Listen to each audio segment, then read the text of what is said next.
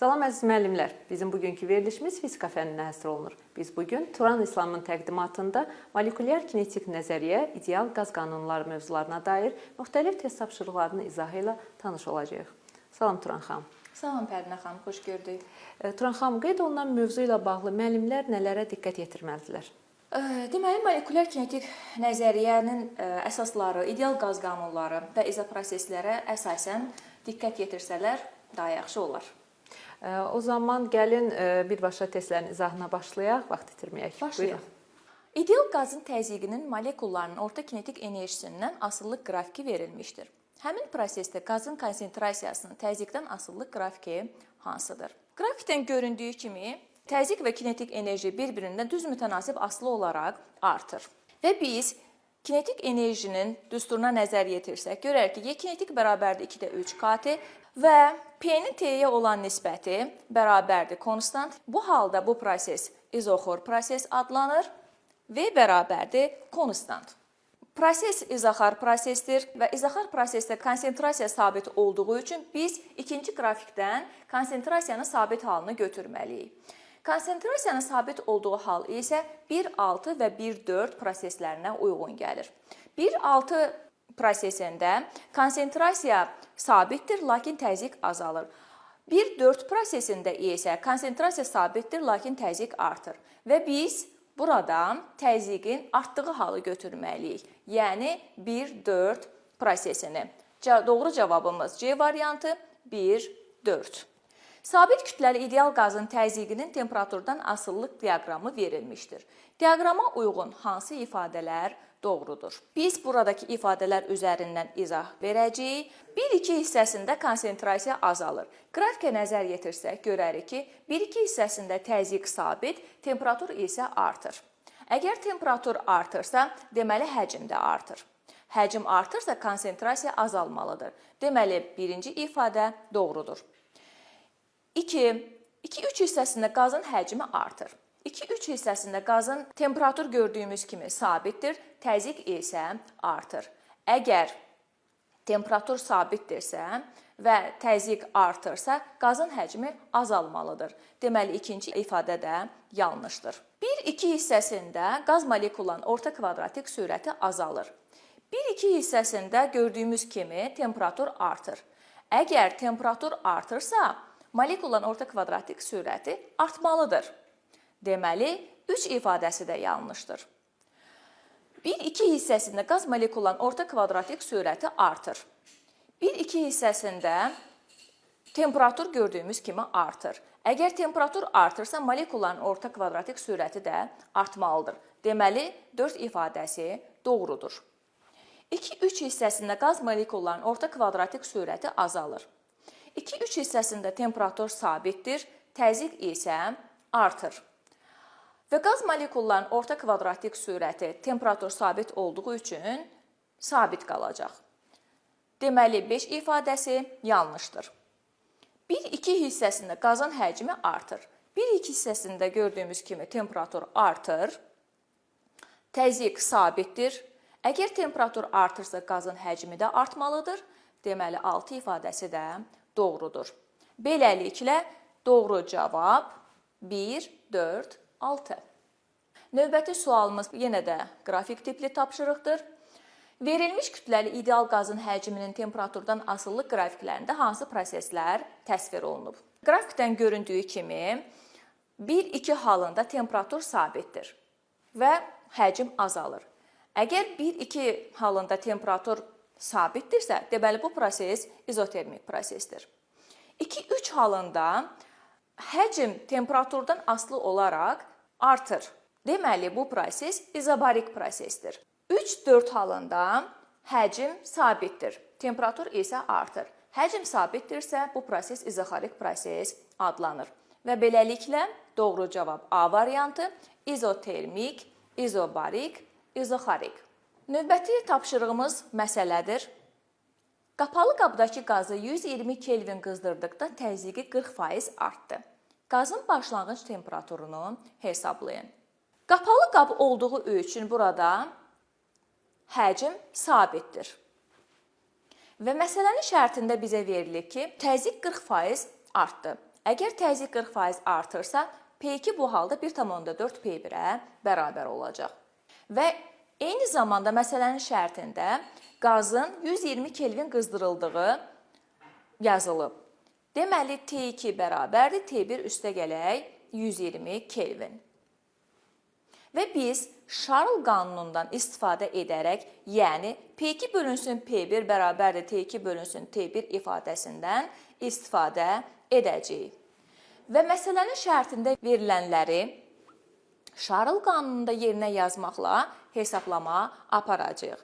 Burada P2-nin yerinə 1,4 P1, T2-nin yerinə T1 üstə gələk 120 Kelvin yazırıq və hesablamanı davam etdiririk. Bu halda məsələnin cavabı T1 bərabərdir 300 Kelvin alınacaq. Doğru cavab C bəndi 300 Kelvin. Növbəti tapşırıq. 50 dərəcə Selsi temperaturlu K maddəsi şəkildəki kimi müxtəlif temperaturlu tuneldən keçən zaman K maddəsi üçün hansı ifadənin doğru olduğunu təyin edin. Bu məsələni həll edərkən variantlar üzərindən cavabı tapmağa çalışırıq. A variantında K maddəsinin temperaturu heç dəyişməz qeyd edilib. Gəlin şəklə baxaq. K maddəsinin temperaturu 50 dərəcə Selsidir və birinci tuneldəki temperatur 70 dərəcə Selsi. Eyni zamanda digər tunellərdə də müxtəlif temperatur olduğu üçün cisim hərəkət etdiyi zaman əlbəttə ki, onun temperaturu dəyişəcək. Bu halda A variantı doğru deyil. Üçüncü tuneldən keçərkən K maddəsinin molekullarının orta kinetik enerjisi azalır. Üçüncü tunelə biz nəzər yetirsək görərik ki, temperatur 150 dərəcə Selsidir.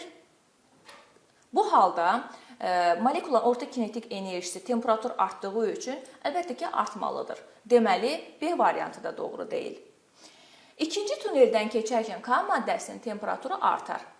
İkinci tuneldə temperatur 0 dərəcə Selsidir. K maddəsi buradan keçən zaman temperaturu azalmalıdır. C variantı yanlışdır. Birinci tuneldən keçərkən K maddəsinin molekullarının orta kinetik enerjisi azalar. Birinci tunelin temperaturu 70 dərəcə Selsidir və birinci tuneldən keçən zaman temperatur yüksəldiyi üçün molekulların orta kinetik enerjisi artacaq. Deməli, D variantı da yanlışdır. Üçüncü tuneldən keçərkən K maddəsinin temperaturu artar. Üçüncü tuneldə gördüyümüz kimi temperatur 150 dərəcə Selsidir və K cismi bu tuneldən keçən zaman əlbəttə ki, temperaturu artacaq. Deməli, doğru variant Y variantıdır. Müxtəlif temperaturlu X, Y, Z cisimlərinin istilik ötürməsi şəkildə təsvir olunmuşdur. Buna əsasən cisimlərin temperaturları arasındakı münasibəti təyin edin. Yenə də şəklə nəzər yetiririk. Gördüyümüz kimi X cismindən temperatur ötürməsi həm Y cisminə, həm də Z cisminə doğru göstərilmişdir. Deməli, X cisminin temperaturu həm Y, həm də Z cisminin temperaturundan böyükdür.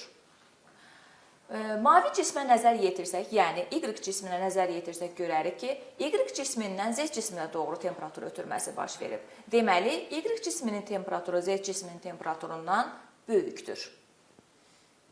Belə olan halda X cisminin temperaturu Y cisminin temperaturundan, Y cisminin temperaturu isə Z cisminin temperaturundan böyük olacaq. Yəni, cavab Tx böyükdür Ty, o da böyükdür Tz. A variantı. Növbəti məsələmiz yenə də qrafik tipli tapşırıqdır. İdeal qazın sıxlığının temperaturdan asıllıq qrafiki hiperboladır. Bu proses üçün konsentrasiyanın temperaturdan asıllıq qrafikini təyin edin. Birinci qrafikə nəzər yetirəndə görürük ki, sıxlıq temperaturdan tərs mütənasib asılıdır. Və biz təzyiqin P bərabərdir ρRT bölünsün molyar kütlə düsturuna nəzər yetirsək, burada təzyiqi sabit götürəndə sıxlığın temperatura olan hasili konstant olacaq. Yəni, PT bərabərdir konstant. Və təzyiqin ikinci düsturu P bərabərdir NKT düsturuna əsasən biz görürük ki, təzyiq və konsentrasiya bir-birindən düz mütənasib asılıdır. Bu prosesə uyğun gələn qrafik isə 1-dir, Yəni cavab yalnız 1 A variantı. Eyni temperaturlu otaqda X, Y, Z və RPS cisimlərinin temperatur ötürmələri şəkildə oxlarla göstərilmişdir. Buna əsasən temperaturun ötürülməsi Z, Y, PS aralıqlarında hansı istiqamətdə olacaq? Birinci şəkildən göründüyü kimi temperatur Y cismindən X cisminə doğru, X cismindən isə Z cisminə doğru ötürülmüşdür. Deməli, Y cisminin temperaturu X cismindən, X cisminin temperaturu isə Z cisminin temperaturundan böyükdür. Bu halda Y cismindən Z cisminə doğru istilik ötürməsi baş verəcəkdir.